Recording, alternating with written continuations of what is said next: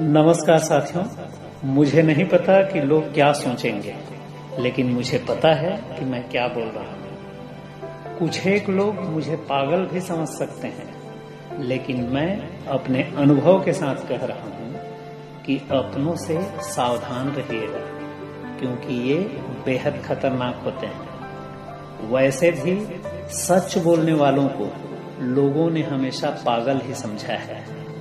बात पागलपन की हो रही है तो एक बात जरूर कह सकता हूँ कि इस संसार में जितने पागल खाने बने हुए हैं उनमें 99% लोग अपनों के कारण ही वहां पहुंचे हुए हैं। बहुत लोग ऐसे भी हैं जो पागल खाना तो नहीं पहुंचे हैं, पर घर में ही उनकी हालत पागलों जैसी है या पागलपन से बचने के लिए दवा दारू का सेवन कर रहे हैं। सिर्फ पागल खाना ही नहीं, अनाथालय, वृद्धाश्रम, रैन बसेरा, कारागृह, धर्मशाला, मठ मंदिर, मस्जिद, चर्च या गुरुद्वारा आदि में हम जितनी भीड़ देखते हैं उनमें से भी 99% लोग अपनों के कारण ही वहां पहुंचते हैं। और तो और चोरी, डकैती, लूट खसूट, व्यभिचार, बलात्कार, हत्या, आत्महत्या या मृत्यु के कारण भी अपने ही ज्यादा होते हैं। यकीन नहीं होता होगा, पर अभी तो बहुत कुछ कहना बाकी है। यहाँ अपनों का मतलब पड़ोसी, मोहल्ला के लोग या दूर के रिश्तेदार नहीं, बल्कि खुद के माँ बाप, बेटी बेटा, बहन भाई, मामी मामा, मौसी मौसा, बुआ फूफा, चाची चाचा, दादी दादा, नानी नाना, पोती नाती, साली साला, सास बहू, समधन समधी, गुरु चेला, अधिकारी कर्मचारी या बेहद करीब के इष्ट मित्रों से है। अब एक सवाल यहाँ ये उठता है कि मैं ये बात अभी क्यों बता रहा हूँ।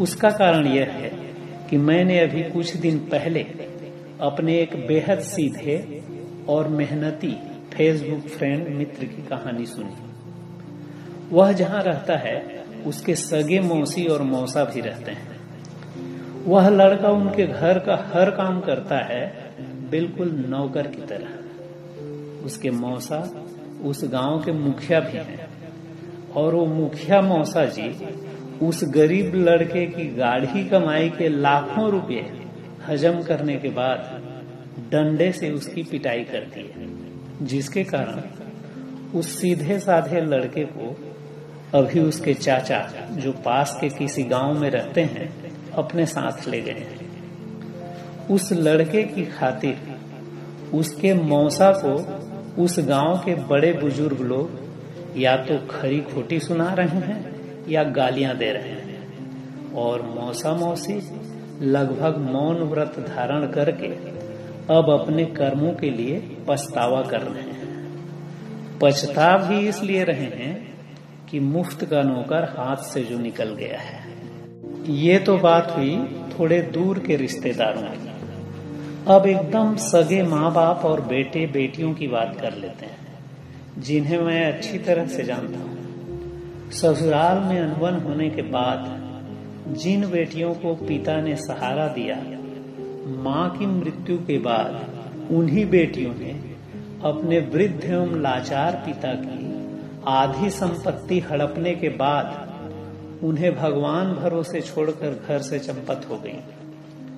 चूंकि मैं उन सबको व्यक्तिगत रूप से जानता था और मेरे संबंध उनसे अच्छे थे, तो मैंने उन सुकन्याओं से बात करने की कोशिश की, लेकिन वो मेरी कोई भी बात सुनने को तैयार नहीं हुई, और बाद में उन्होंने मुझे फोन, व्हाट्सएप, फेसबुक आदि संचार के माध्यमों से ब्लॉक कर दिया।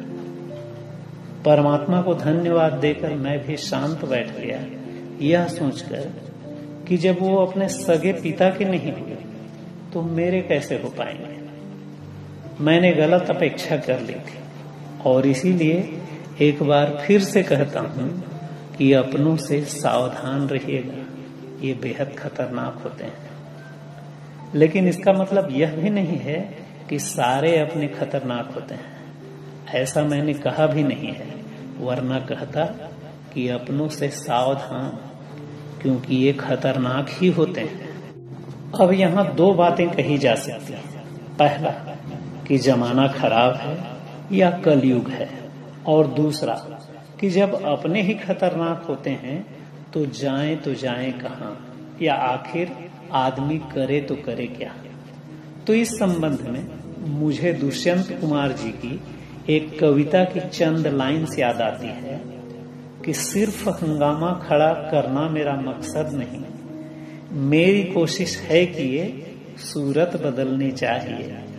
मेरे सीने में नहीं तो तेरे सीने में सही, हो कहीं भी आग लेकिन आग जलनी चाहिए। पहला का जवाब ये है कि इसमें न तो जमाने का दोष है न ही कलयुग का, क्योंकि यदि यह सत्य होता तो राम रावण, कृष्ण कंस या महाभारत जैसा युद्ध पहले के जमाने या अन्य युगों में नहीं हुआ होता। और दूसरा, यह भी ठीक नहीं है कि आप अपनों से दूर दूर ही रहें। सच कहें तो पराये अपनों से भी ज्यादा खतरनाक होते हैं। माना कि पहले कैकेयी, मंथरा, दुर्योधन या शकुनी जैसे लोग कम होते थे और अब घरों घर हो रहे हैं, तो अब हमें पहले से और भी ज्यादा सावधानी से काम लेने की जरूरत है। और इसीलिए ये बहुत खतरनाक होते हैं से पहले अपनों से सावधान लिखा गया है, जिसका मतलब साफ है, थोड़ा चौकन्ना रखकर, यानी हैंडल विथ केयर, मतलब संबंधों को सावधानी पूर्वक संभालिए, और जिसके लिए समय पर समय देने की, संपर्क में बने रहने की, संवाद को जारी रखने की, समझदारी के साथ आगे बढ़ने की तथा सद्भावना को बनाए रखने की जरूरत होती है। कोई कह सकता है कि आपने तो ये सब करके देखा होगा लेकिन सफल तो हुए नहीं। ठीक कहते हैं, मगर उसके भी कई कारण हैं जिसकी चर्चा कभी और करेंगे। तब तक आप सब अपने अपने सगे संबंधियों के लिए समय, संपर्क, संवाद, समझदारी और सद्भावना को बनाए रखिएगा। बाकी के लिए मैं हूँ। धन्यवाद।